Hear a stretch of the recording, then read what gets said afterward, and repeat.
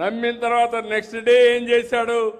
నారాసుర రక్త చరిత్రని నా చేతిలో కత్తిపెట్టి ఆయన చేసిన నేరాన్ని నా నెత్తిన దోహేశాడు. అది నమ్మారు మీరు. 19 ఓట్లు వేయలేదు. దానివల్ల ఏం జరిగిందో ఒక్కసారి చూడండి. ఇప్పుడు ఎవరికి కూడా పేపర్లు ఉండవు, టీవీలు ఉండవు. నేరాలు చేయరు రాజకీయ నాయకులు, నేరస్తుల్ని పక్కన పెట్టుకోరు. అలాంటిది మీరు చూస్తే నేరాలు ఘోరాలు చేస్తూ ఇప్పుడు ఆయన ఎవరినైతే మోసం చేశాడో సునీత లేటుగా తెలుసుకున్నది నాకు అన్యాయం జరిగిపోయిందని. ఈయన ముఖ్యమంత్రి అయిన తర్వాత తెలుసుకొని ఇప్పుడు మొత్తం కోర్టు చుట్టూరు తిరుగుతా ఉంది. అంటే ఒక వ్యక్తి ఎంత క్రూరంగా ప్రవర్తిస్తారో ఇది ఒక ఉదాహరణ మాత్రం. హెచ్చరిక చేయడం నా బాధ్యత. దాన్ని అనలైజ్ చేసుకొని సరైన మార్గంలో మనం ముందుకు పోతే రాష్ట్రానికి తిరుగు ఉండదు. ఇప్పుడు మీరు చూస్తున్నారు, తిరుమల లడ్డు పైన రాజకీయం చేస్తారు. ఏదైతే జరిగిందో దాన్ని కప్పిపుచ్చుకోవడానికి ఎదురుదాడి చేస్తారు. ఇది వాళ్ళ విధానం అని చెప్పి కూడా నేను మీకు తెలియజేస్తున్నా. నేను ఒకటే మీ అందరికీ విజ్ఞప్తి చేస్తున్నాను. నేను ఒకటే ఆలోచించాను. ఎన్నికల ముందు నేను చెప్పిన మాట నాకు ఎప్పుడూ గుర్తుంటుంది. సమిక్షేమం ఇస్తాం, సూపర్ 6 ఇస్తానని హామీ ఇచ్చాను. ఈరోజు సూపర్ హిట్ చేశామా లేదా అని మిమ్మల్ని అడుగుతున్నా. చేస్తుంటే చేతుల పైకెత్తండి బాగా చేశారని. నా దగ్గర డబ్బులు లేవు, మాట ఇచ్చాను. అప్పుల మయంలో ఉంది. ఒక రోజుతో 2 రోజులతో పరిష్కారం అయ్యేది కాదు. ఎందుకంటే మీరు ఒక వ్యవసాయం చేస్తే పంట రావాలంటే ఎన్ని రోజులు పడుతుంది? ఒక పిల్లవాడు ప్రయోజకుడు కావాలంటే ముందు పెళ్లి చేయాలి, పిల్లవాడు పుట్టాలి, వాడిని చదివించాలి. మనకు చేదోడు వాదోడుగా రావాలంటే 20 ఏళ్ళు 25 ఏళ్ళు పడుతుంది. ఇప్పుడు పరిశ్రమ పెడితే నేను మొన్నే ఇక్కడ విండ్ ఎనర్జీ వచ్చింది. విండ్ ఎనర్జీ వస్తే ఇమ్మీడియట్గా పెట్టాను. ఇప్పుడే తొందరలో రాగలిగింది, ప్రొడక్షన్ కూడా వచ్చే పరిస్థితి వచ్చింది. ఏదైనా కొన్ని నెలలు పడుతుంది, కొన్ని సంవత్సరాలు పడతాయి. ఈ వారసత్వం తిరగరాయాలంటే, చేసిన విధ్వంసం నుంచి బయటపడాలంటే చాలా సమయం పడుతుంది. ఈరోజు మీరు చూడండి, మీ పట్టాదారు పాస్ పుస్తకాలు మార్చేశారు, మీ రికార్డులు మార్చారు.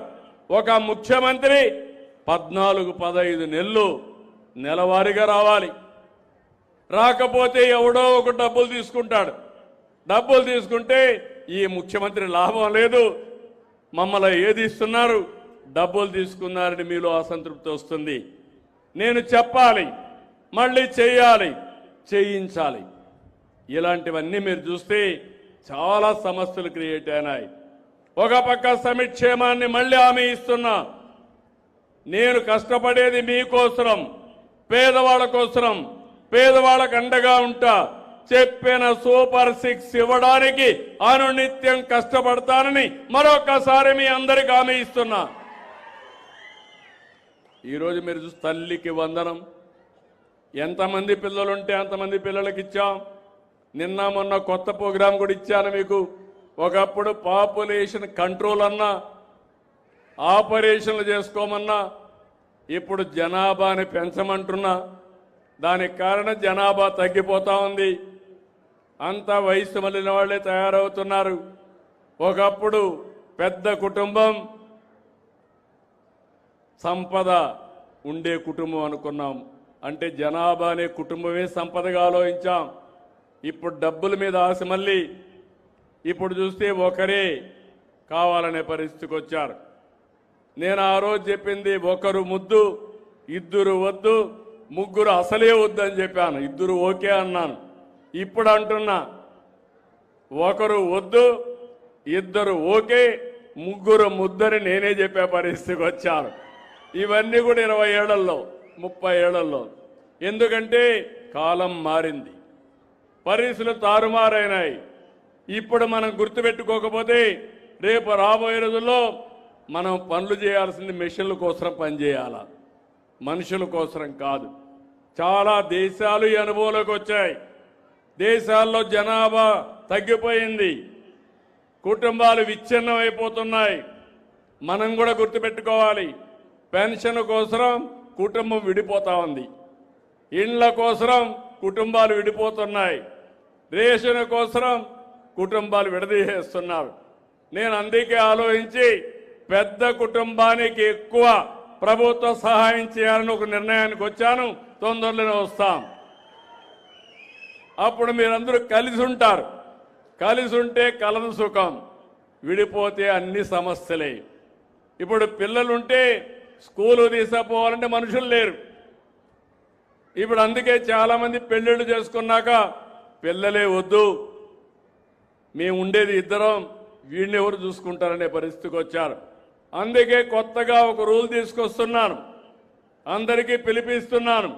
భార్య భర్త సమాన బాధ్యత పిల్లల పెంపకంలో తీసుకోవాలని కొత్తగా అందరికీ చెప్తున్నాను. ఇప్పుడు మగవాళ్ళకు కూడా లీవ్ ఇస్తున్నా. 2 పిల్లలు 3 పిల్లలుంటే ప్రభుత్వ ఉద్యోగాలు చేస్తే ఒక 2 నెలలు వాళ్ళకు కూడా లీవ్ ఇస్తా. భార్యతో సమానంగా పిల్లల్ని పెంచే బాధ్యత తీసుకోవాలి. లేకపోతే ఆడవాళ్లే భారం అయిపోయి ఈ పిల్లలే వద్దు, నీకు బాధ్యత లేదనే పరిస్థితికి వచ్చారు.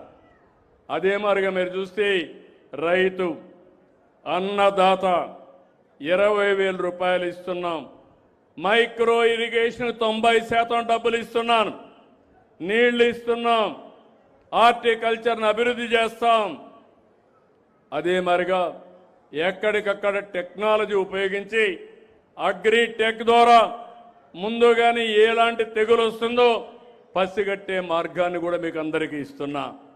ఇవన్నీ చేసి మీ ఆదాయం పెంచుతాం. రైతే రాజు కావాలి, రైతు అప్పుల పాలు కావడానికి వీలు లేదు. అలాంటి కార్యక్రమాలు తీసుకున్నాను. ఇది కాకుండా ఇంకో పక్క మా ఆడబిడ్డలకి దీపం నేనే పెట్టా. మళ్ళీ ఈరోజు 3 సిలిండర్లు ఉచితంగా ఇస్తున్నా. మళ్ళీ ఇంకో పక్కన మీరు ఒకసారి చూస్తే శ్రీ శక్తి ఆర్టీసీ బస్సుల్లో ఉచిత ప్రయాణ సౌకర్యం.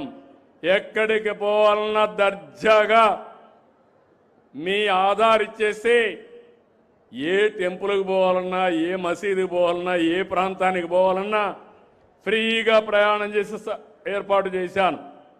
ఒకప్పుడు తల్లిని చూడాలంటే భర్త పర్మిషన్ కావాలి, లేకపోతే డబ్బులు ఇవ్వాలి. ఇప్పుడు ఎవ్వరి పర్మిషన్ అవసరం లేదు. ఏ దేవాలయానికి పోవాలన్నా బస్సు ఎక్కి నేరుగా వెళ్ళిపోవచ్చు. అక్కడ కూడా ఉచితంగా భోజనం పెడుతున్నాం. మళ్ళీ అన్నదానం అన్ని టెంపుల్స్లో పెడుతున్నాం. దానికి కూడా ప్రక్షాళన చేస్తున్నాను. అంటే మీరు ఒక్కసారి గుర్తుపెట్టుకుంటే ఇదే ప్రభుత్వం 5 ఏళ్లు ఏ విధంగా ప్రయత్నం చేశారు.